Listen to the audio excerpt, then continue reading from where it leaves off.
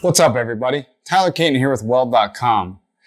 Today I'm going to be going over a question I get a lot about color in stainless. Now, I know we've all seen on Instagram all the pretty colors and the rainbows on those nice fat dabs. You see a beautiful slick weave that someone laid down. Well, we all do like that, and hashtag weld porn, what a lot of people look for. But contrary to popular belief, that's actually an oxide layer, those nice blues and purples that you see on top of the weld. And in some fields, like in the sanitary fields, you might have requirements that require no oxidation at all on the weld. Now, if we're doing like TIG art pieces or, just other kind of basic manufacturing shop work, really doesn't matter. You're either going to brush it or you might use an electropolisher to get rid of the color. I used to use those when I worked in the biopharmaceutical field. Or, it might be getting powder coated, or the customer might just not care.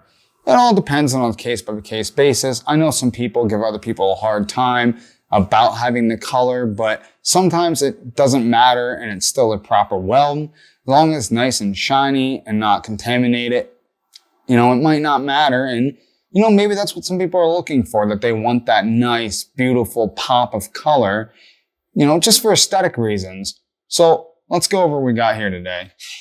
So I cut a bunch of 1/4-inch coupons out of some material I had laying around. I did deburr it and polish it up a little bit on the brush. As you can see, they're dirty. I'm going to hit them with alcohol and a rag before welding on them. I want to limit any kind of other factors that might affect the weld so we can just focus on our gas flow and our torch angle, size cup, and our tungsten stick out, travel speed, and even our settings on our machine, because if you overheat it, you're going to over-oxidize the material, and you're going to get that really ugly gray-looking weld, and we're going to avoid that completely. So let's go over the cups we're going to be using today. Here I have a 21 size cup. It's a big boy, lots of coverage. This is a 15 cup. I use this a lot on most applications here around the shop. It's just kind of my go-to cup. That, or I'll use like a number 10 or a 12. Here we have a number 12 cup. I know there's not going to be much difference between a 12 and a 15, but I feel like typically most people use these FUPA 12 cups more so than like a 15. It all depends what you're doing, but as far as seen online and what some of my friends use, that seems to be more the common of a cup, just for standard shop applications. And then I just have a number 8 cup here. This is pretty standard too, where you might see before you start getting these fancy like flooding cups. You'll see this on a gas lens a lot of the times. I know back when I was in welding school, I didn't have any of these fancy cups. We pretty much used this for everything. Even on pipe, I used a number 5 when I was doing the root and, some of my hot passes, and then I switched over to this once I couldn't wiggle it up anymore. So, that's a pretty good standard cup in itself. And then just for fun and experimenting, I have a number 4 cup here. And instead of using a gas lens, we're going to be trying out this collet body and, how that's going to make the stainless look. Now, I am going to play around with our CFH as I switch my torch setup around, just to kind of keep within the standards that your size cup will call out for. Because if I'm using a small cup, I'm not going to have the CFH set to 25 cubic feet an hour, just way too much. And that can cause instability in the arc, and it's just a waste of gas. So especially if you're working for yourself and you're trying to save money. I do want to talk about these flooding cups though, and especially on materials like stainless, even titanium. I've seen big cups like this used on titanium. What's nice is, since it's a flooding cup, it's pouring a lot of shielding gas out onto our welding area and around it, and keeping atmospheric gases away from it. So since we have so much gas coverage, as we progress down our joint, some of that is going to, the shielding gas is going to trail back behind our finished weld. And that's going to keep it protected from oxide layers as it cools. So that way we don't get that forming on top of it. And this is extremely important if you're working in a field where you are trying to avoid that. So that's really where these come in handy. I think we're ready to get rolling here. Let me get my gear on. We'll set up the machine. We're going to start here with the number 8 cup, and we'll move up from there. Then for science, we'll throw this number 4 on and see what happens. All right, so our machine's set on here. We have it set to 2T. We have high frequency. We're using a foot pedal. I'm actually testing out a wireless foot pedal here. It's the first time I've ever had it, and so far it's working pretty well.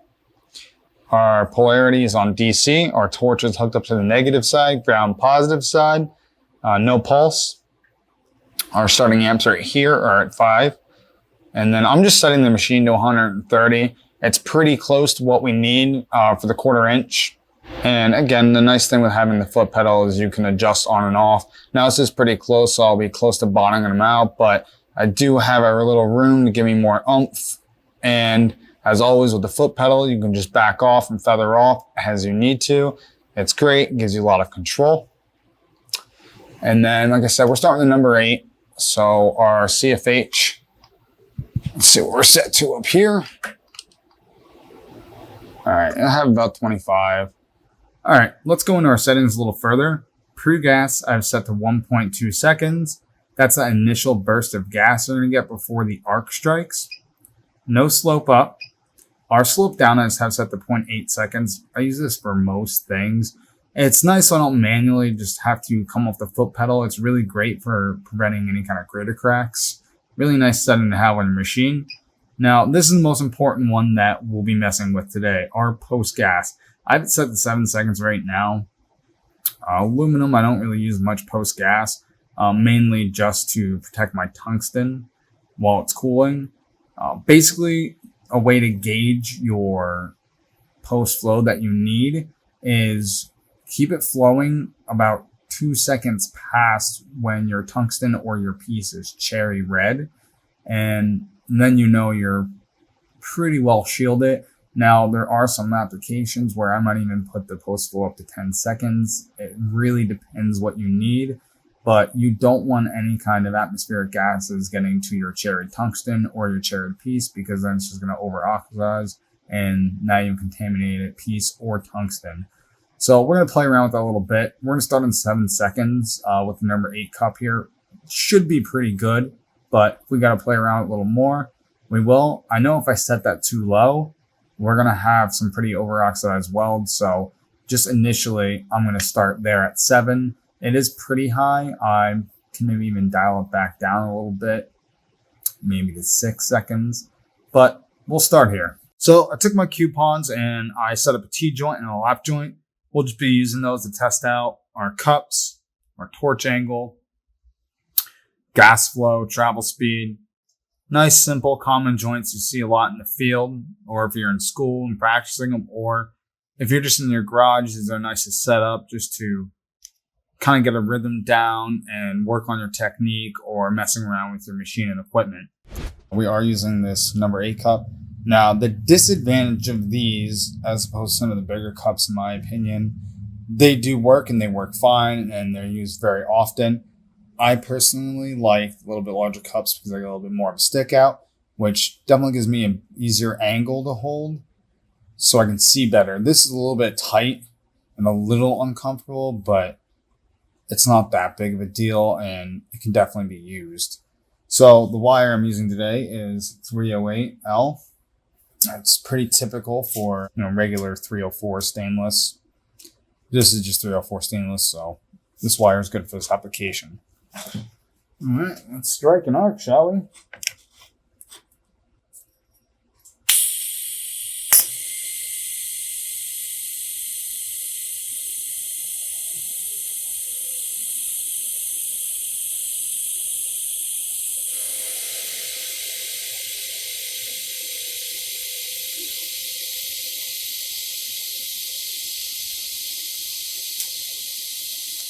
Not too bad, and since we're nice on an inside corner on this T-joint, we do get pretty good gas coverage. The gas doesn't really have anywhere to escape, like if you were doing like an outside corner.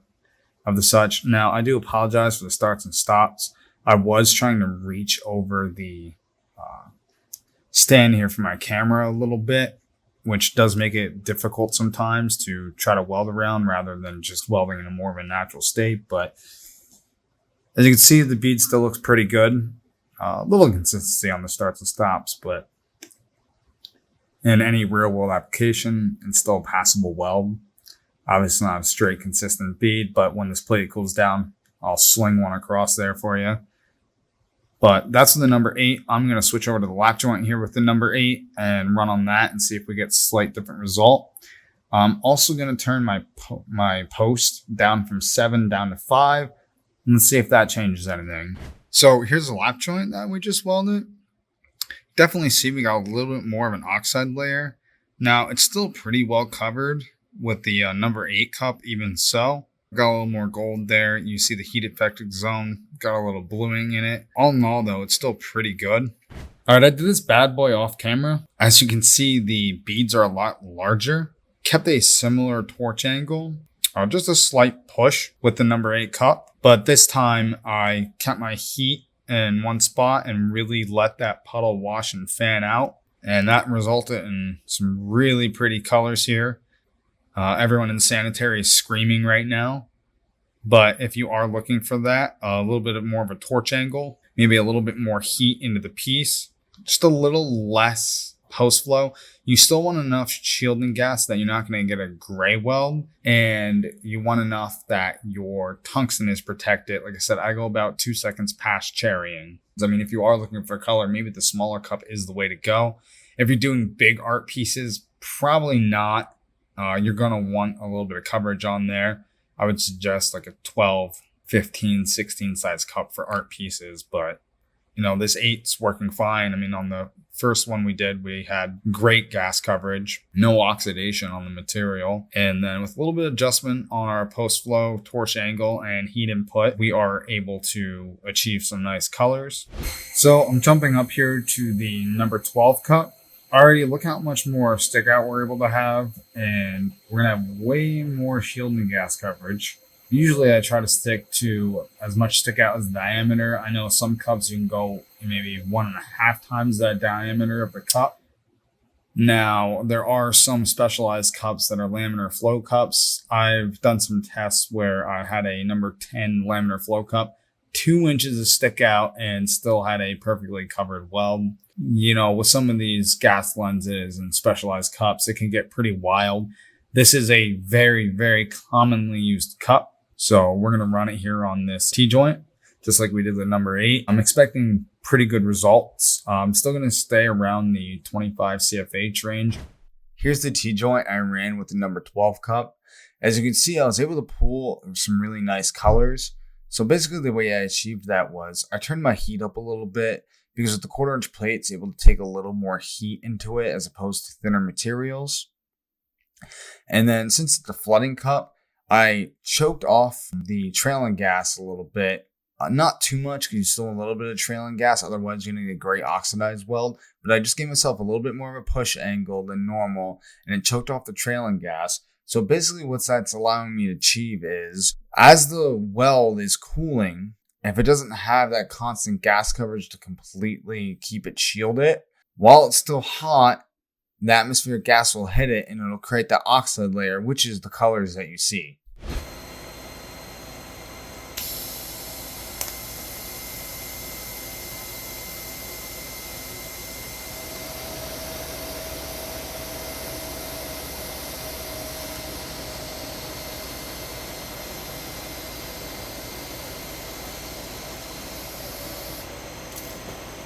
So I just ran the number 12 cup. Now, as you can see, we have a really nice shiny bead. A little bit of oxide layer formed there on the end, probably a little too much heat when I let off. If you're working anywhere where you don't want that, this cup is great for keeping oxide layers off your weldment. Now, I kept just a slight push angle. I wanted enough where I got that benefit of the trailing gas from the flooding cups. So we got another T-joint set up here. I did let it cool all the way down. This is one of the T-joints we used earlier, but it is sitting back down at room temperature, so that shouldn't really affect it. if you're worried about that little bit of heat affected zone or any kind of oxidation coming through, we could just hit it on a wire wheel. Now, this is the big boy. This is a monstrous cup. It's a 21 cup. Look at that stick out. I mean, that's crazy. But with the cup like this, you can get away with a stick out like that. So let's just say this was a hard to reach joint. I mean, my cup's nowhere near there. I have a ton of line of sight. You're basically looking through the same point of view that I am right now. It's a little overkill for this. Like I said, there are some stainless applications where I have used this cup. You can definitely see it's been used, or it's really great for welding titanium. So let's run this bead and see what this bad boy can do.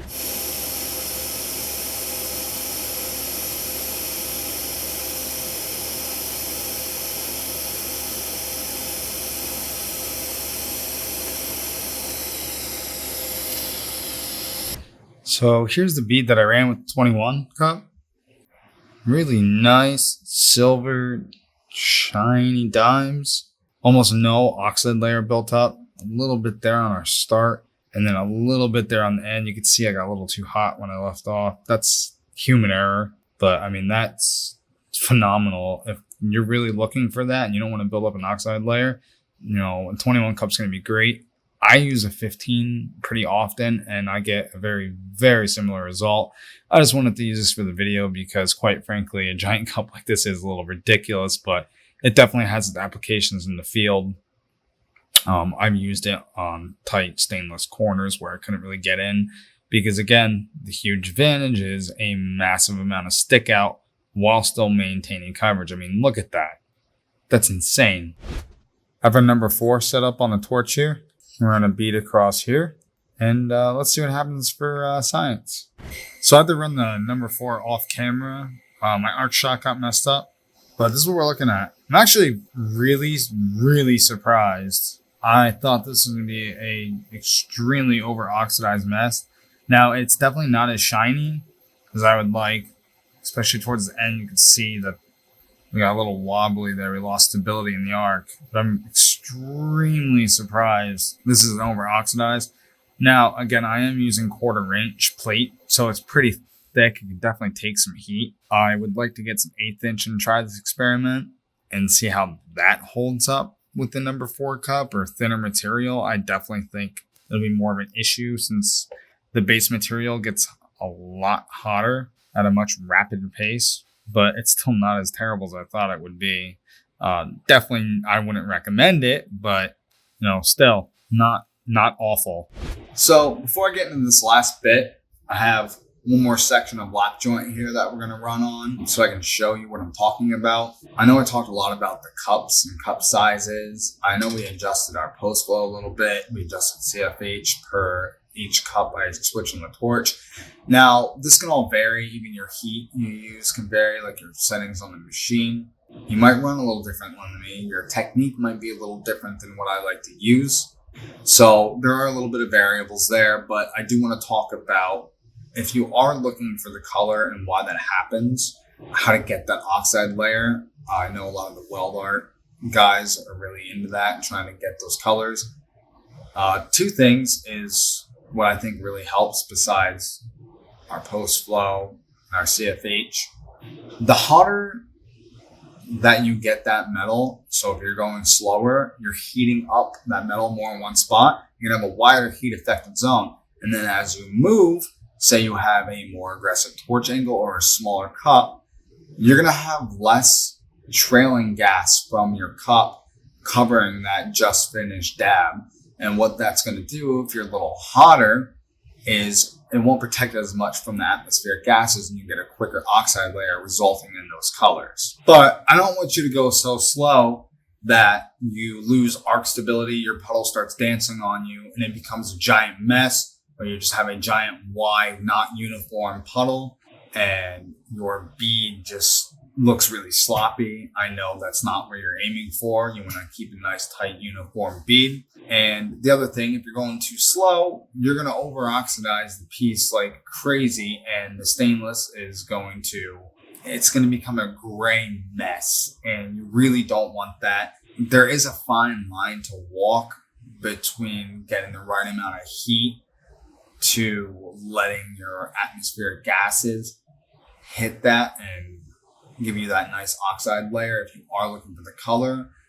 And, you know, if you're doing the weld art pieces, you don't want to over oxidize it and have a gray mess there, because you're going to have to scrap that nice mirrored, you know, stainless piece. And, you know, they aren't cheap to buy. So you kind of want to avoid these mistakes.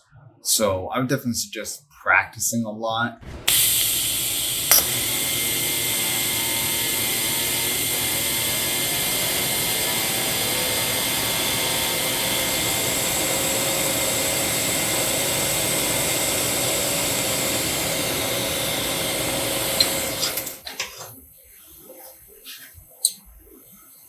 So even with aggressive push angle, that big cup, I still get a really nice silver bead. Yeah, see, there you go. Now, I do want to run an experiment again on some thinner material. These are 1/4-inch coupons. So maybe we should need to dump a little more heat into them to get that color we want. Then I'm going to try the same thing. I'm going to give myself a little bit more of that angle that I want, because I want to cut off that trailing gas. And then I'm just going to give myself a little more heat this time. Since now we saw that that wasn't quite enough for this. Again, that was only a 2-inch weld. We're going on a longer run. We're definitely going to get a much more heat affected zone. I mean, there's barely one here. We're going to keep that same torch angle just a little bit to cut off that trailing gas. And then I'm just going to dump a little more heat into the slap joint.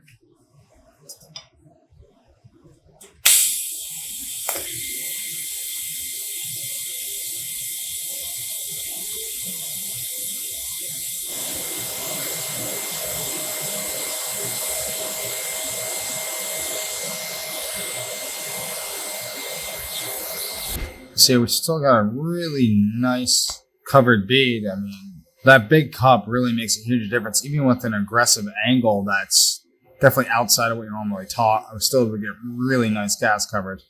Now here, I went a little bit slower. I just add a little more heat. You can even see the argon trail there on the bead. A little bit slower, and I was able to get a little more heat. Now, again, this is 1/4-inch plate. Typically, your art pieces are done with 12 gauge. So it'll definitely be easier to get that heat input into that thin piece, especially since you're dumping so much heat with the art pieces. Even with the inch backing plates that you use, you know, it's still quite a bit. I want to thank everyone for watching the video. Make sure you hit that like button. Make sure you hit the subscribe so you get those notifications. If you have any questions about this video, comment down below. If you want to see anything else in future videos, you can post in the forums. You can DM us directly. And we'll try to get some content out there for you. That's what we're here to do, is educate you.